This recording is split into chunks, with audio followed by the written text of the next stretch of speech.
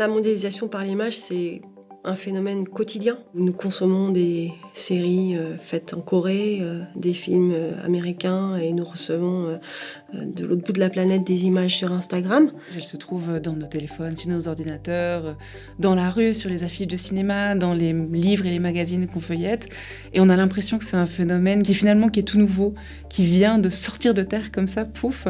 Mais en fait, cette mondialisation par l'image, elle est là depuis beaucoup plus longtemps. C'est la prise de conscience que grâce notamment aux outils digitaux, mais aussi finalement à tout l'archivage qu'on a depuis qu'on crée des images, donc depuis que l'humanité existe, qu'on a créé une énorme masse d'images, de contenus visuels. Et nous, en tant qu'historiens, c'est important qu'on se pose ces questions-là, qu'on remonte au début des imprimés, au début de cette culture de masse, et à essayer de décoder un petit peu tout ça pour et non seulement le comprendre, mais aussi en avoir un peu moins peur, parce que ce déluge des images partout, ça peut être effrayant. Cette complexification des enjeux autour de l'image et de la mondialisation, aucune discipline et aucune branche ne peut l'aborder seule.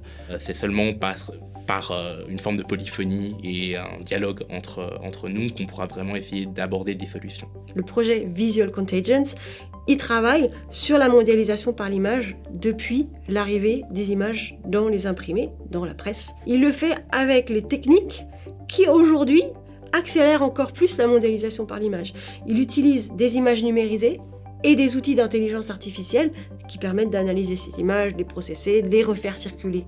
On s'est posé la question de savoir quelle image pourrait être le symbole de ça, et la tapisserie de Bayeux, qui est donc cette image qui représente vraiment une image assez typique du Moyen-Âge, avec des chevaliers, des guerres, des bateaux, pouvait nous servir aussi de terrain pour raconter notre histoire à nous, c'est-à-dire l'histoire d'un projet sur des scientifiques qui réfléchissent sur les images et qui se retrouvent dans une espèce de guerre un peu épique, aux prises avec des machines et des technologies et un débordement d'informations visuelles. L'IA, en gros, c'est une histoire de machine qui fait des choses à la place des gens.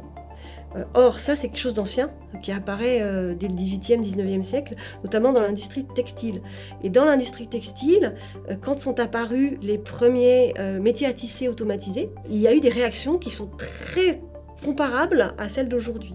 Et donc, la réflexion sur le textile, le lien à Internet, au web, au numérique, a été très intéressante pour nous. Et du coup, on s'est dit, pourquoi ne pas faire notre tapisserie à nous en utilisant des outils d'intelligence artificielle qui permettent de passer d'une description textuelle à une image visuelle sur la base d'un énorme corpus d'images, notamment des images de la tapisserie de Bayeux.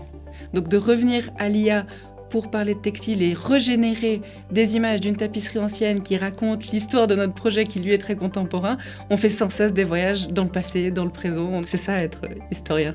On peut avoir ce luxe-là. Je pense que si je devais convaincre quelqu'un de voir cette exposition, je lui dirais tout simplement qu'on a l'intention de raconter une histoire. À la fois l'histoire d'un projet de recherche et en même temps aussi l'histoire de la manière dont l'objet qu'il va regarder a été conçu. On se retrouve face à une énorme tapisserie qui fait presque 84 mètres de long, qui sera affichée sur les balcons qui font le tour d'une imaille. On commence par la regarder dans sa globalité, on commence par se dire qu'est-ce que c'est que ce truc ?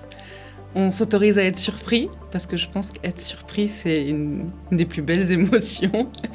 C'est étrange, c'est plein de détails, c'est surprenant, mais en même temps, on a envie de savoir la suite et on a envie de connaître l'histoire qu'elle nous raconte.